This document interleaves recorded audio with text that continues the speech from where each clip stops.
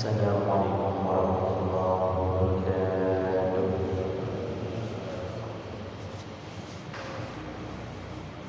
Al-Fatihah ila hadratin Nabi Muhammad syafi'il maulana Muhammad sallallahu alaihi wasallam. Tsumma ila arwahi aba'i wa min al-anbiya'i wal mursalin wa ali kulli minhum was-sahabati wal qarabati wat tabi'in lahum bi ihsan ila yaumiddin. Tsumma ila arwahi a'immatil mujtahidin wa ulama'il 'amilin wa mufassirin wa muhaddithin wa fuqaha'il 'amilin. سيما شيخنا وربنا وقدوتنا ومرجع باسمنا الشيخ الذين رأينا جمعون فسجد والله لا يجب من كيد الرحمن يا شيخ من كيد عليك سجد هو هذا كلام الإمام العلامة محمد بن إسماعيل الأمير الصنعاني ومشايخهم وأصدقائهم وتلاميذهم وجميع مشايخنا في الدين وأصولهم وفروعهم ومصاحبتهم بأن الله يعلي درجات في الجنة وينفعنا ويحفظنا وينصرنا ببركات وسرار وأنوار وعلوم في الدين والدنيا والآخرة.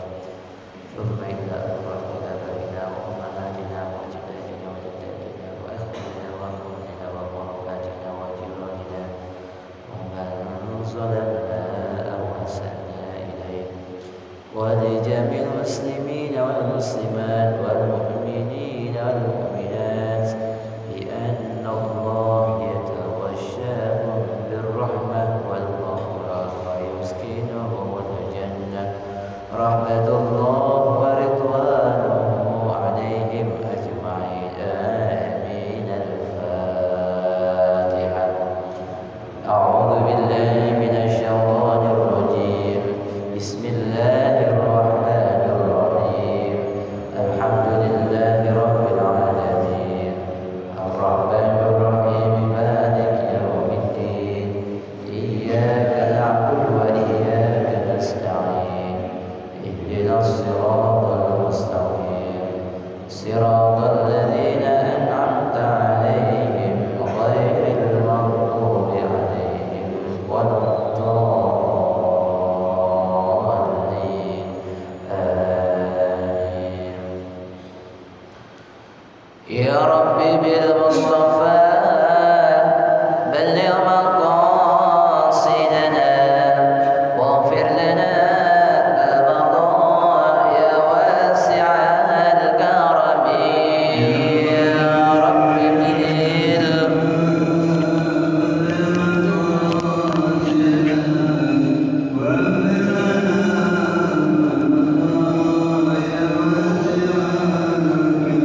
يا رب هيئ لنا من أمرنا رشدا واجعل معونتك الحسنى لنا مددا.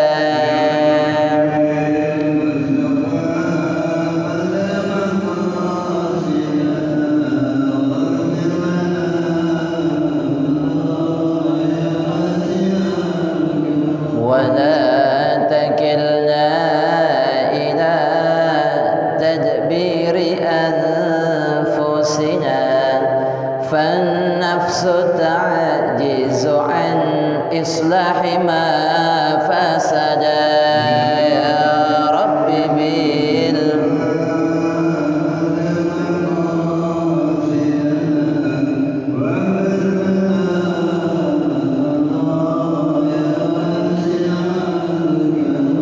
أنت العليم وقد وجهت يا أملي إلى رجائك وجها سائلا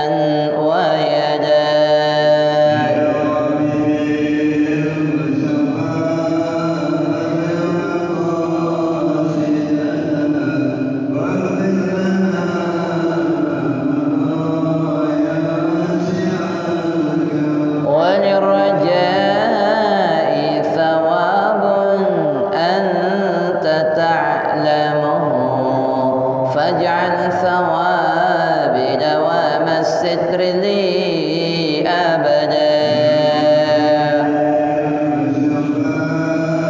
بلغ مقاصدنا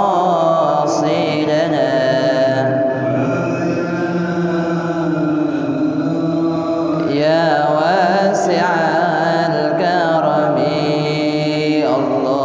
اللهم صل وسلم وبارك عليه وعلى آله. بسم الله الرحمن الرحيم. الحمد لله الذي فضل بني آدم بالعلم والعمل على جميع العالم. أشهد أن لا إله إلا الله وحده لا شريك له وأشهد أن سيدنا محمدا عبده ورسوله لا نبي بعده. اللهم صل وسلم وبارك على سيدنا ونبينا وحبيبنا وشفيعنا ومولانا محمد صلى الله عليه وسلم وعلى آله وأصحابه أجمعين. فقال الله تعالى في القرآن الكريم: أعوذ بالله من الشيطان الرجيم. بسم الله الرحمن الرحيم. يا أيها الذين آمنوا إذا قيل لكم تفسحوا في المجالس فافسحوا يفسح الله لكم وإذا قيل انشزوا فانشزوا يرفع الله الذين آمنوا منكم والذين أوتوا العلم درجات والله بما تعملون خبير. وقال رسول الله صلى الله عليه وسلم: من سلك طريقا يلتمس فيه علما سهل الله له طريقا إلى الجنة.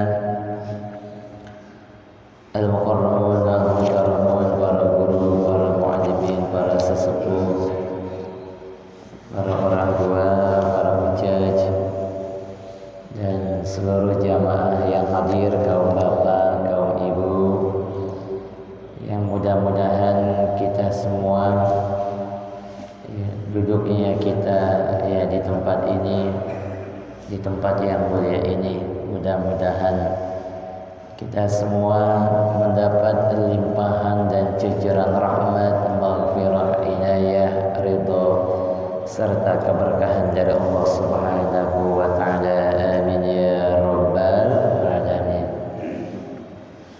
Syukur alhamdulillah kita dipertemukan kembali setelah sebelumnya kita tawakuf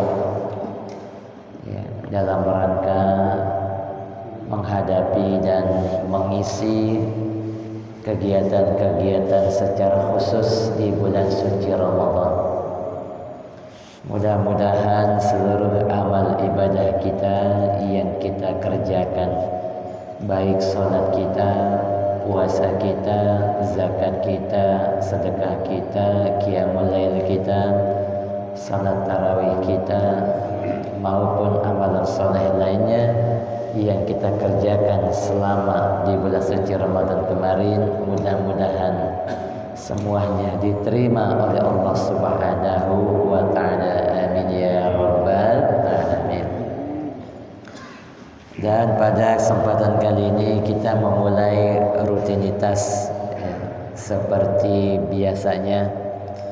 Kita awali pengajian dan di momentum yang pertama ini, terutama bagi para jamaah yang belum pernah ketemu dengan saya selama di bulan Syawal kemarin, ataupun kebalikannya saya belum bisa berjumpa dengan para jamaah sekalian, tentunya tidak ada batasan waktu di mana anjuran untuk terus ya kita saling memaafkan.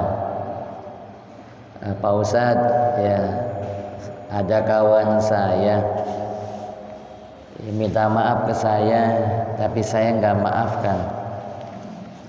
Maka para jamaah sekalian yang dirahmati Allah Subhanahu wa taala, bagi seorang muslim ketika dizalimi, ketika dianiaya, ketika dilukai, maka orang tersebut memiliki 3 hak. Ya, hak yang pertama adalah hak membalas. Boleh enggak? Boleh. Ya, seperti halnya ada orang yang dibunuh, kemudian keluarganya menuntut untuk dihukum qisas. Ya, sehingga ya perbuatan membunuh ini bisa dikisas dengan dibunuh kembali. Ya, qisas itu kan dipotong. Ya, seperti halnya orang tersebut melakukan kepada ya orang lain, sehingga ketika orang tersebut dibunuh, keluarganya bisa menuntut untuk dibunuh kembali. Ada orang yang melukai sampai putus tangan orang lain, kemudian mengadukan persoalan ini untuk meminta dikisas. Apa yang dikisas? Yang dikisas tangannya. Ya, jadi qisas itu tidak hanya terbatas kepada hukum pancung leher saja, ya, tetapi hukumannya yang setimpal, nyawa dibalas nyawa, ya, kemudian jika tangan dibalas apa? Dibalas tangan. Termasuk jika kita ada yang menghina kita, ada yang menghina, ya, boleh nggak kita menghina kembali? Ya, itu hak. Ya, dihinalah kita, kunyuk loh umpamanya begitu. Ya, maka orang tersebut boleh nggak membalas? Ya, sah-sah aja. Ya, dia nggak puas ingin membalasnya. Ya, cuma terkadang ketika membalas seringkali kelewatan. Ya, diri kita dikatain kunyuk, kita balasnya kelewatan. Mendingan gua kunyuk daripada lu kunyuk babi ngepet, buaya darat, kingkong. Ya, banyakan kita jadi ngebalasnya. Jadi yang semula ingin membalas tapi malah justru ya berbuat apa? Kezaliman. Tapi cara ini bukanlah cara yang terbaik. Ada lagi cara yang kedua. Cara yang kedua adalah ketika engkau dizalimi, engkau tidak membalas, dan di saat itulah engkau berdoa. Karena doanya orang yang dizalimi apa? Mustajab. Sehingga coba ingat-ingat, jika pada hari ini ya karir kita bagus, kehidupan kita bagus, ya, usaha kita lancar bahkan berkembang, coba ingat-ingat 2 hal. 1, ingatlah siapa yang doain kita. 2, ingatlah siapa yang menghina kita. Loh, kenapa yang menghina? Karena bisa jadi sebab ada orang yang menghina, kemudian kita berdoa, doa kita dikabulkan. Tetapi cara ini ya tidaklah dilakukan Nabi. Jika kita ingin mengambil cara yang terbaik ketika ada orang yang menzalimi, ya, menzalimi kita, berbuat salah kepada kita, apa yang dilakukan oleh Nabi? Nabi memaafkan. Nabi apa? Nabi memaafkan. Inilah yang Nabi lakukan.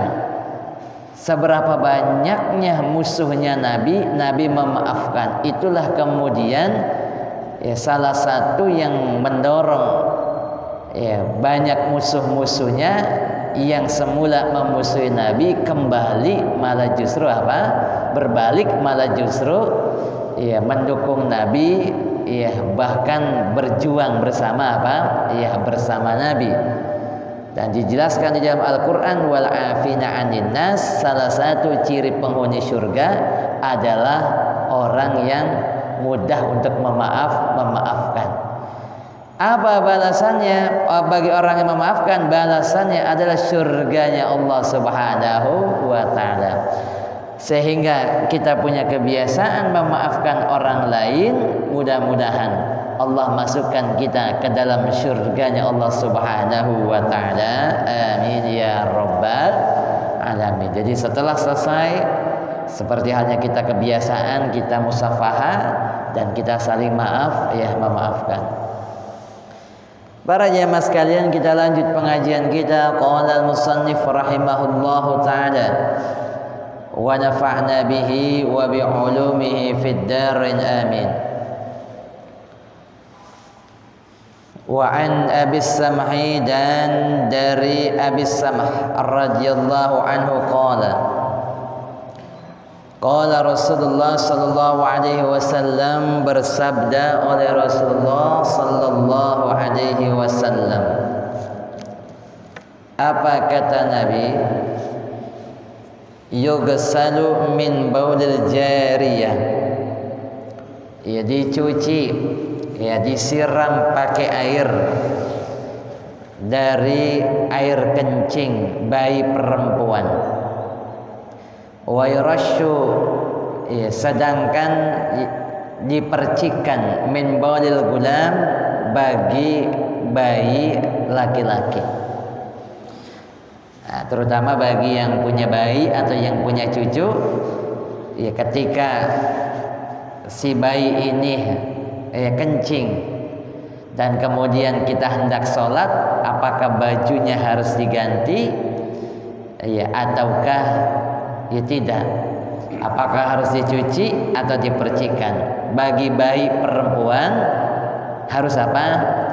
Ya, dicuci. Artinya harus betul-betul digosok sampai apa? Sampai bersih. Sedangkan bayi laki-laki cukup dipercikan. Itu hukumnya. Tapi kemudian banyak yang tidak puas. Kemudian timbul sebuah pertanyaan, apa yang membedakan? Toh juga sama-sama air seni, sama-sama air pipis. Kenapa kok membedakan? Nabi ini sentimen ya. Nah itu, ya, seolah-olah perempuan itu najis atau seperti apa? Perempuan itu lebih buruk. Para jamaah sekalian yang dirahmati Allah Subhanahu wa taala, dan ternyata ya bukan persoalan itu. Tapi ya terjawablah dalam dunia penelitian sekarang ini bahwasanya bayi perempuan pipisnya itu, ya, jumlah volume airnya jauh lebih banyak dibanding laki-laki. Makanya yang sering beser laki-laki atau perempuan? Kan perempuan yang sering beser, kan begitu. Ya, makanya perempuan itu kemana pun, ya, dia selalu cari apa? Toilet. Ya, ke tempat acara cari toilet. Ya, baru nyampe ya ke satu tempat jalan-jalan cari apa? Nyari toilet, begitu, toilet mulu. Karena memang ya perempuan itu air seninya lebih banyak, 95%, terutama yang bayi ini, bayi perempuan lebih banyak dibandingkan laki-laki. Kemudian ya karena jumlah volumenya lebih banyak, bakterinya pun juga lebih banyak. Jumlah bakteri yang ada di pipis perempuan itu mencapai 42%, sedangkan laki-laki hanya 2%. Bahkan dikatakan oleh salah satu ahli kesehatan, Dr. Salahuddin ya Badr, bahwa beliau mengatakan bayi laki-laki tidak memiliki bakteri selama bayi tersebut, ya, selama bayi laki-laki tersebut hanya meminum ASI, maka cukup dipercikan selama minum apa? Minum ASI. Pak Ustadz, anak saya baru 1 tahun tapi udah doyan jengkol, bagaimana itu? Waduh, jengkol mah ya udah kudu dicuci, udah aromanya apa? Aromanya beda. Biarpun anak kecil kalau yang makan jengkol tetap aja aromanya apa? Aromanya beda. Kemudian yang berikutnya, bayi perempuan kalau pipis itu ngumpul. Kalau pipis apa? Ngumpul. Sedangkan bayi laki-laki kalau pipis itu encrit gitu, kagak apa? Ya karena dia ada selangnya begitu kan. Ya jadi dia kagak enggak di satu apa? Enggak di satu titik. Inilah para jamaah sekalian yang dirahmati Allah Subhanahu wa taala, sehingga kita bisa melakukan hal itu, dan ini juga sesuai dengan apa? Penelitian dari yang ada di dunia apa? Dunia kedokteran. Tapi Pak Ustadz, kalau bayi saya laki-laki, cucu saya laki-laki belum minum ASI, saya cuci pakainya bagaimana? Ya bagus, bagus ya. Tapi kalau kita lagi nggak ada pakaian, kemudian pakaian itu satu-satunya, atau kita lagi keluar ya, kita lagi bepergian, tidak ada pakaian ganti, maka cara ini bisa kita lakukan selama terutama yang bayi laki-laki ini ya belum apa? Ya belum usia 2 tahun ke bawah, dan kemudian hanya minum apa? Minum ASI. Hadis berikutnya, wa an Asma binti Abi Bakrin radhiyallahu anhuma, dan dari Asma binti Sayyidina Abi Bakar, semoga meridai oleh Allah daripada keduanya. Anna Nabi sallallahu alaihi wasallam, bahwasanya Nabi kita Nabi Muhammad sallallahu alaihi wasallam qala, bersabda ia, fi damil haidi, pada darah haid, yusibu thawba tahuttuhu, ya, di mana darah haid ini mengenai pakaian, kemudian tahuttuhu, dikerik ya, thumma takrusuhu bil ma, kemudian digosok bil ma'i dengan air, thumma tandahu, kemudian dicuci ya, thumma tusalliya fihi, kemudian engkau salatlah ya dengan menggunakan ya, baju tersebut. Nah ini buat kaum ibu atau kaum perempuan. Ketika darah haid itu mengenai baju ya, apalagi darah haidnya udah apa? Udah mengering ya, udah apa? Udah mengering, lagi tidur, kemudian terkena pakaian. Nah, bagaimana cara membersihkannya?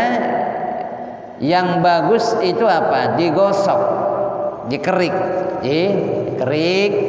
kemudian digosok ya, kemudian dicuci atau dibersihkan dengan apa? Dengan air.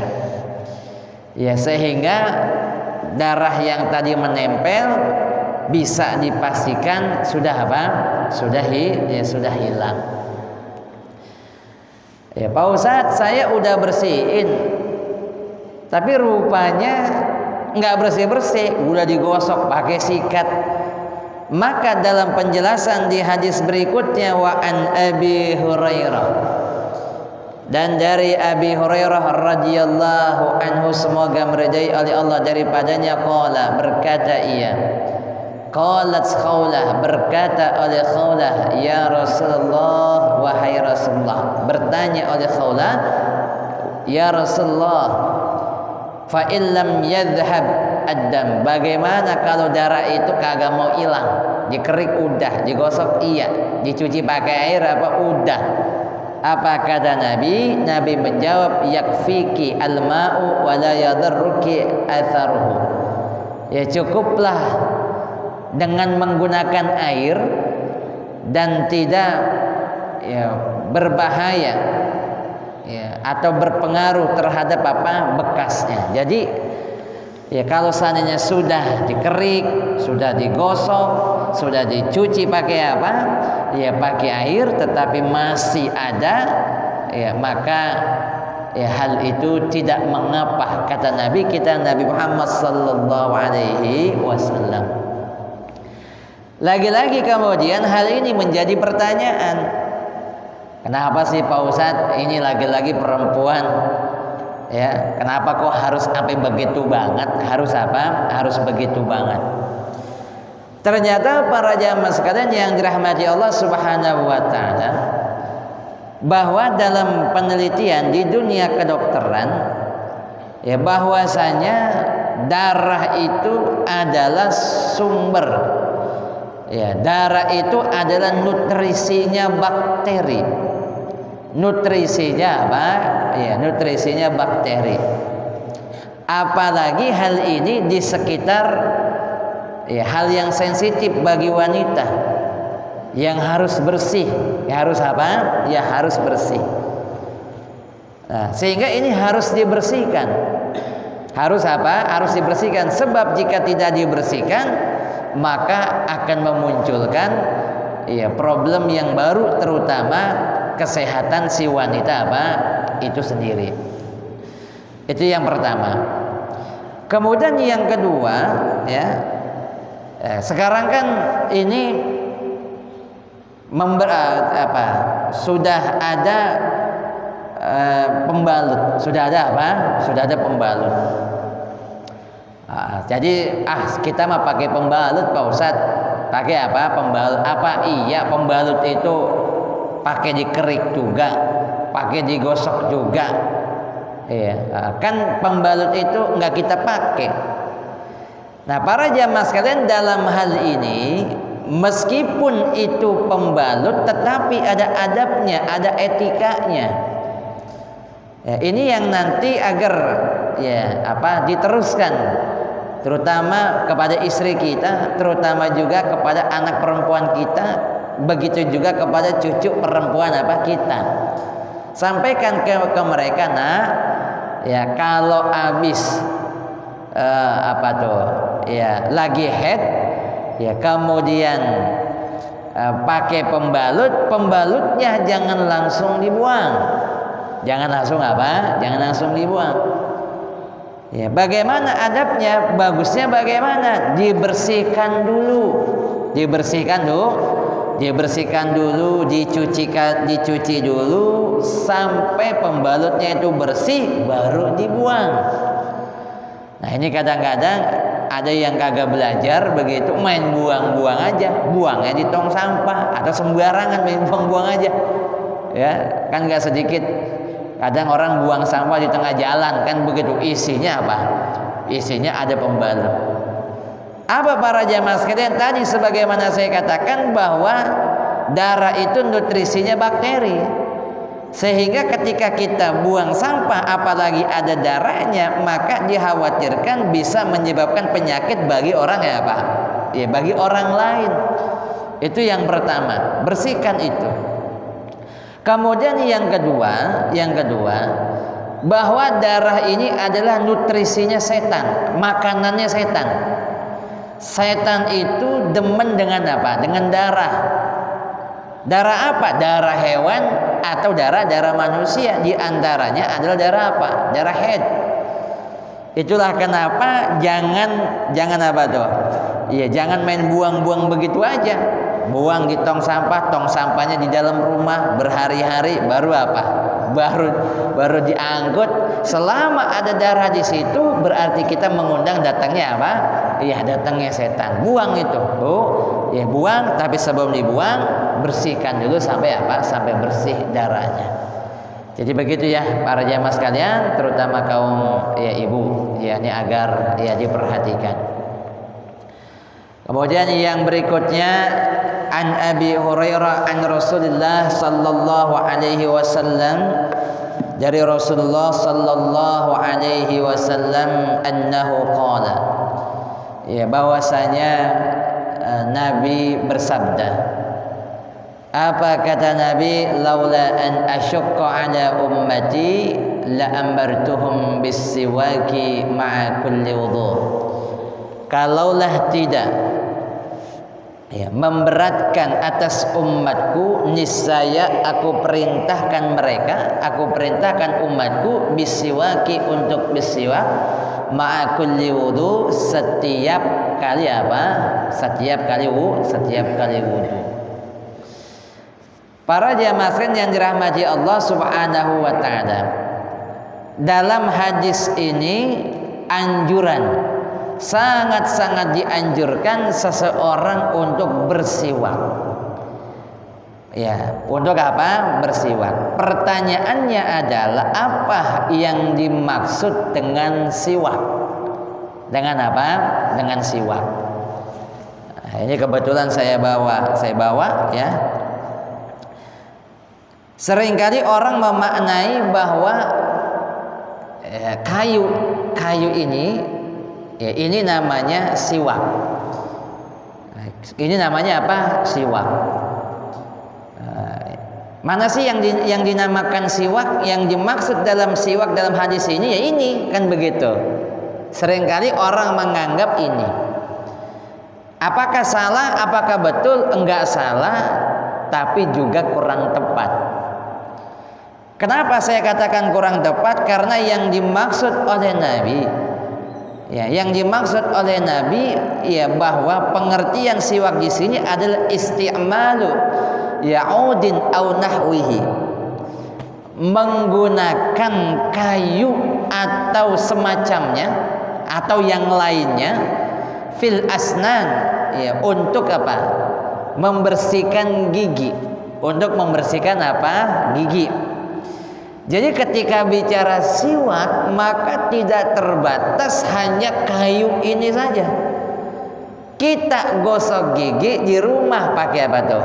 Pakai sikat gigi, itu juga dinamakan apa? Dinamakan siwak. Ya, bahkan jika kita hendak sholat, kemudian kita nggak bawa ini, ya, kan nggak mungkin juga bawa sikat gigi. Maka ya tetap dianjurkan untuk bersiwak dengan apa? Dengan benda yang lainnya yang bisa membersihkan gigi. Apa contohnya? Pakai kain. Kalau kita pakai sorban nih, pakai apa? Pakai sorban. Pengen bersihkan mulut kita, terutama ketika sholat. Ya, bagaimana caranya? Gunakanlah bagian yang bawah yang tertutup, bagian yang tertutup, sehingga ketika selesai ya tak nampak di sini, ya. Kalau bagian ini apa? Kelihatan kan? Atau kita bawa selampe gitu ya. Nah, boleh kita menggunakan apa? Menggunakan selampe. Bahkan dijelaskan oleh para ulama, andaikan itu tidak ada, ya mau pakai baju rasanya bagaimana, siwak ya, artinya selain engkau boleh kita menggunakan orang lain. Apa contohnya? Kita menggunakan tangan orang lain, ya. Tangan apa? Kan tangan ini agak kasar ya, ini ya, agak apa? Agak kasar. Maka boleh menggunakan tangan, ya, tangan teman kita. Jadi kalau lagi sholat ya, kalau lagi apa? Lagi sholat, waduh kagak bawa siwak gini, minjem tangan lu bentar, gua mau gosok gigi apa? Mau gosok gigi. Itu kira-kira teman kita ngasih apa kagak itu? Ya kalau seandainya ya mau ya disilahkan ya, tapi rasanya masa iya kan begitu ya. Tapi ala kuliah para jamaah sekalian, itu pun juga masih dibolehkan. Ya cuma sebisa mungkin ya enggak lah, cari yang lain kan begitu. Nah, tetapi para jamaah sekalian, kenapa kok seringkali siwak itu identik dengan yang ini? Karena memang ini yang disunnahkan. Kenapa kok ini yang disunahkan? Karena memang ini memiliki keistimewaan oleh Nabi kita Muhammad SAW. Ya, berarti ini kalau ditanya ini kayu apa? Ya, ini namanya bukan kayu siwak ya, tapi ini namanya kayu arok. Kayu apa? Kayu arok. Ya cuma memang udah sampai di Indonesia, orang-orang sering nyebutnya apa? Kayu siwak. Sah nggak? Ya sah aja, nggak apa-apa. Tapi nama aslinya bukan kayu siwak. Ya, samalah seperti begini. Kita minta tolong sama anak kita, ya minta tolong sama anak kita, tolong matiin sanyo itu, matiin apa? Matiin sanyo. Padahal mereknya bukan sanyo. Mereknya apa? Mereknya Shimizu, Mitsubishi, tapi kita nyebutnya apa? Sanyo, kan udah sanyo aja udah. Ya, tolong ambilin air aqua, padahal mereknya bukan apa? Ya, bukan aqua, ya macam-macam mereknya kan banyak. Nah, jadi ya istilah itu sudah mengakar. Nah, bahkan para jamaah sekalian, ya di barat sana pernah ada penelitian tentang kayu ini. Kenapa kayu ini begitu istimewa? Jadi pada satu ketika, ya, tim-tim ahli kesehatan yang ada di barat sana, mereka dikumpulkan. Ya, bagaimana caranya untuk membersihkan bakteri, terutama yang ada di mulut? Ya, silakan kemudian diberikan waktu mereka untuk mengadakan penelitian sampai pada batas waktu yang ditentukan, kemudian kumpul kembali presentasi hasil penelitian tersebut.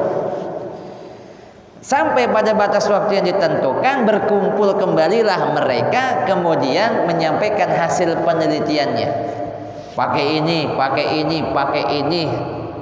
Ya, ternyata masih menyisakan apa? Masih menyisakan bakteri. Ya, tetapi kemudian ada salah satu, ya, orang Muslim, dokter Muslim, yang dalam penelitian itu dia teringat, ya, dengan Nabi kita Muhammad SAW, di mana Nabi menganjurkan untuk menggunakan apa? Ya, kayu arok ini ketika hendak membersihkan apa? Gigi. Kemudian dibawalah kayu ini, disampaikanlah kayu ini, kayu arok ini, ya, dan ternyata hasilnya, ya, tidak tertandingi dibandingkan yang lain. Hampir bersih, 99,99% bakterinya apa? Mati. Bahkan pernah juga diteliti di Indonesia. Jadi air empang, air apa? Air empang itu kan banyak mikrobanya tuh. Kalau pakai mikroskop banyak mikrobanya, ya. Banyak apa? Banyak kuman-kumannya, banyak bakterinya. Kemudian digunakan pakai siwak ini, dan ternyata mikroba yang ada di air empang tadi mati. Ya, di air empang tadi apa? Mati. Sampai-sampai kemudian, ya, yang ada di Eropa itu sampai terkaget-kaget. Dari mana engkau mendapatkan inspirasi ini? Dari saya punya Nabi kita Muhammad sallallahu alaihi wasallam, sehingga di barat sana kayu ini namanya bukan kayu siwak, tapi kayu ini namanya Ud Muhammad. Kayu apa? Kayu Muhammad. Ya, karena tadi silsilahnya apa? Sejarahnya, ya, ketika dalam penelitian, ya, saya teringat dengan Nabi kita Muhammad SAW, akhirnya ini disebut Ud apa? Ud Muhammad. Nama bebas-bebas aja, ya. Tapi yang dimaksud siwak di sini memang yang disunnahkan ini, tapi jika tidak ada boleh pakai sikat gigi ataupun yang lainnya. Nah, para jamaah sekalian, ya, dalam sejarahnya, kenapa Nabi kita Muhammad SAW kemudian menggunakan siwak ini? Satu, alasan kesehatan tadi. Yang kedua, bukan hanya alasan kesehatan nih. Pada zaman Nabi ternyata punya sejarah sendiri. Apa alasan berikutnya? Di mana Nabi kita Muhammad SAW ini menjadi salah satu strategi ketika hendak perang. Ketika hendak apa? Hendak perang. Perang yang pertama itu kan adalah perang Badar. Meskipun ada lagi sebelumnya perang Abwa, tapi perang Abwa itu hampir tidak terjadi kontak senjata. Yang terjadi kontak senjata itu adalah perang apa? Perang Badar. Kapan perang Badar itu terjadi? Pada tahun 2 Hijriah, tepatnya di bulan suci Ramadan. Nah, coba kita hitung usia Nabi. Nabi itu diangkat menjadi Rasul di usia 40. Kemudian 13 tahun berada 13 tahun berdakwah di Mekah. Ya, kemudian setelah itu berarti kan 40 sampai 53, kan 13 tahun. Kemudian hijrahlah Nabi ke Madinah. Berarti di usia kurang lebih 50, 53, 54. Dan terjadi di tahun 2 Hijriah sampai di Madinah kagak langsung perang. Ya, nunggu kurang lebih 1 tahun setengah. 1 tahun apa? 1 tahun setengah. 1 tahun setengah barulah kemudian terjadinya apa? Perang. Jadi Nabi sampai ke Madinah kagak langsung perang. Artinya Nabi mempersiapkan diri dulu. ya untuk menuju apa? Menuju peperangan. Ya, berarti di usia Nabi 54 55 saat perang apa? Peristiwa perang ya perang Badar. Coba bayangkan di usia 55 itu dianggap muda atau tua? Ya, itu di usia 55 enggak sedikit yang udah punya cucu ya. Ada yang sudah punya apa? Udah punya cucu. Kalau nikah di usia 25 ya berarti 25, 35, 45, 55, 30 tahun kan ya? 30 tahun.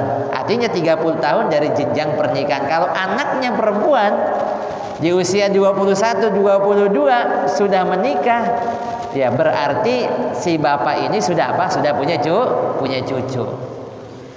Ya, sehingga bayangkan para jamaah sekalian, di saat usia Nabi yang tidak lagi muda, ya dengan sahabat Nabi Sayyidina Abu Bakar, Sayyidina Umar yang usianya itu berdekatan dengan Nabi kita Muhammad sallallahu alaihi wasallam, yang bahasa kitanya udah aki-aki apa? Perang.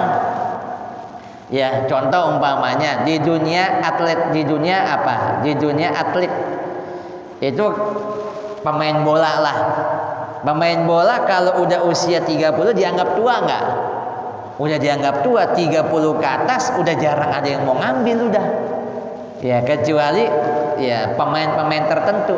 Ronaldo, Lionel Messi kenapa masih diambil? Satu masih punya kemampuan, dua hitungan apa? Bisnis kan begitu ya. Ada persoalan lain.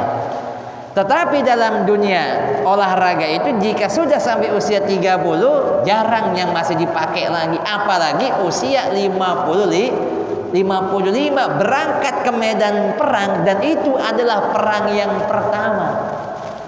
Coba bayangkan para jamaah sekalian, di usia yang gak muda lagi kemudian turun ke medan apa? Ke medan perang. Maka salah satu strategi yang Nabi terapkan pada saat itu ada dua. Yang pertama, sebelum perang menggunakan siwak. Sebelum kita apa? Sebelum kita perang berhadapan-hadapan dengan musuh, udah siwakan dulu. Kemudian oleh pihak musuh dilihat tuh, ya apa kata musuh? Mereka geleng-geleng. Kenapa? Umat muslim makanannya kayu. Makanannya apa? Kayu dia makan. Karena sebelum Nabi belum ada yang apa? Yang menggunakan kayu arok ini untuk membersihkan apa? Gigi. Sehingga mereka memandangnya umat Islam makannya kayu. Membuat kaum apa? Musuh itu menjadi apa? Menjadi gentar. Kemudian yang kedua apalagi? Semir. Semir. Itu kalau usia 50 ubannya udah banyak gak? Bisa jadi udah separuh. Apalagi kalau yang yang kepalanya gampang ubanan, jangan-jangan udah apa? Hampir ubanan semua.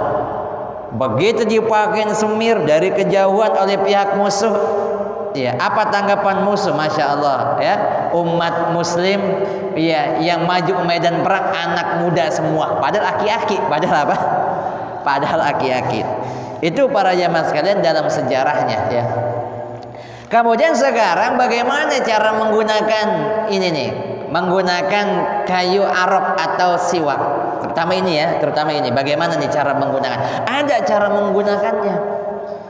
Bagaimana cara menggunakannya? Yang pertama, carilah kayu arok atau kayu siwak ini. Ketika kita ingin gunakan, ya jangan lebih dari 1 jengkal. Jangan lebih dari satu jengkal. Kenapa? Kepanjangan. Emang ada Pak Ustadz? Ada. Kalau di Arab sana suka ada tuh yang dijual 1 meter, bahkan yang lebih dari apa? Lebih dari itu. Coba bayangkan jika kita langsung mengambil dari pohon, panjangnya 2 meter, kemudian kita bawa ke sholat, ya, bawa ke masjid, kita gunakan sebelum kita hendak sholat, ya, kira-kira apa yang terjadi? Ya pada apa? Pada kena semua teman kita, ya. Pada kesabet apa? Kesabet semua. Nah, jadi jangan lebih dari 1 potong. Tapi juga tidak dianjurkan ya pendek, ya, atau apa? Sejempol. Ya, ini kan kayak kita dulu ketika kita nulis pakai pensil sampai dipotong, sampai habis, sampai kecil banget masih dipakai begitu kan ya. Nah itu jangan ya, kalau udah kecil banget ganti dengan yang baru. Kemudian kalau aslinya kan begini nih ya, belum ada serabutnya, maka bentuklah serabut dulu. Bentuknya apa? Serabut dulu. Dan dianjurkan sebelum dipakai dicuci ya. Jadi kalau mau pakai cuci, mau pakai cuci, atau sekurang-kurangnya dibersihkan setiap hari supaya enggak numpuk jigongnya di sini. Enggak numpuk ya. Kalau sudah serabutnya sudah mulai rusak, potong, bikin lagi. Rusak, potong, bikin lagi. Rusak, potong bikin. Ya, bikin lagi dan seterusnya. Kemudian yang berikutnya cara megangnya. Cara megangnya bagaimana cara megangnya? Cara megangnya 3 jari di atas, 2 jari di bawah. 3 jari di atas, 2 jari di bawah. Seperti ini ya. 3 jari di atas, 2 jari di bawah. Tapi kalau nggak megang seperti ini nggak apa-apa. Tapi bagusnya seperti ini. Kemudian ketika engkau ingin pakai, maka mulailah bagian kanan dulu. Bagian kanan dulu. Jadi bagian kanan atas, kanan bawah, kiri atas, kiri kiri bawah, seperti itu. Kemudian jangan hanya gigi saja, langit-langit bersihkan ya. Kemudian lidah juga lidah juga dibersihkan. Begitulah para jamaah sekalian di dalam menggunakan siwak. Makanya bagusnya ada penutup nih, ada penutup, ditutup. Nah, kemudian letakkan di sebelah kiri. Letakkan di sebelah kiri. Kenapa kok meletakkannya di sebelah kiri? Supaya ngambilnya pakai tangan kanan. Ya. Kalau ngeletakinnya di tangan kadang suka ribet, ya, suka ribet ngambilnya. Kalau di sebelah kanan, atau umpamanya kita punya kantong kiri kanan, ya kan, ada tuh ya. Kayak baju pramuka itu kantongnya kiri kanan, baju dinas kiri kiri kanan.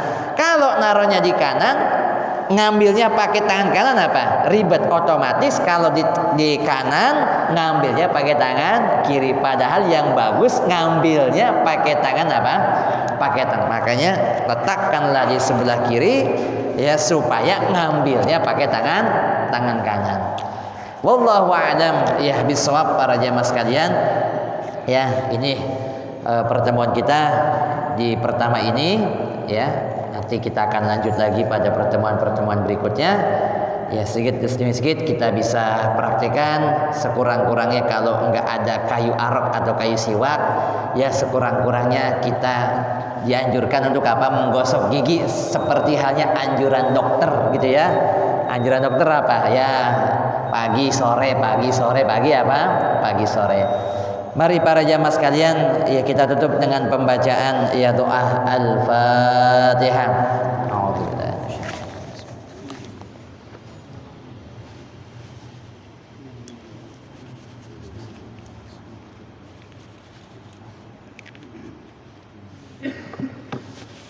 إلهي الكريم أنت الكريم اللهم صل وسلم على سيدنا محمد في الأولين والآخرين وسلم ورضي الله تعالى عن ساداتنا وصحابه سيدنا رسول الله أجمعين. بسم الله الرحمن الرحيم الحمد لله رب العالمين اللهم صل على سيدنا محمد وعلى آل سيدنا محمد. اللهم اغفر لنا ذنوبنا ولوالدينا وارحمهم كما ربونا صغارا ولمشايخنا ولأساتذتنا ولجميع المسلمين والمسلمات والمؤمنين والمؤمنات الأحياء منهم والأموات. اللهم اجعلنا وأولادنا وذريتنا وتلاميذنا وجماعتنا من أهل العلم والخير ولا تجعلنا وإياهم من أهل الشر والضير. اللهم اجعل جمعنا هذا جمعا مرحوما وتبرقنا من بعده تبرقا معصوما. اللهم إنا نسألك رضاك والجنة ونعوذ بك من سخطك والنار. وصلى الله على سيدنا محمد وعلى آله وصحبه وسلم والحمد لله رب العالمين. السلام عليكم ورحمة الله وبركاته.